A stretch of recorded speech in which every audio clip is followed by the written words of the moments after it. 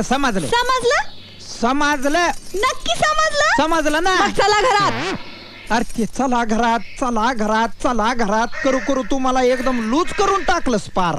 खरं का काय? नाही तर काय ए, अहो काय धनी तुमच्या तर काही बी अवसान नाही उरलं. वारं येतात भटकन पडतंय. तुझ्यामुळं झालंय हे सगळं. अगं एका काळी कसली तब्येत होती माझी. 10 माठ उचलायचो मी अशी. आता 2 उचलनात मला.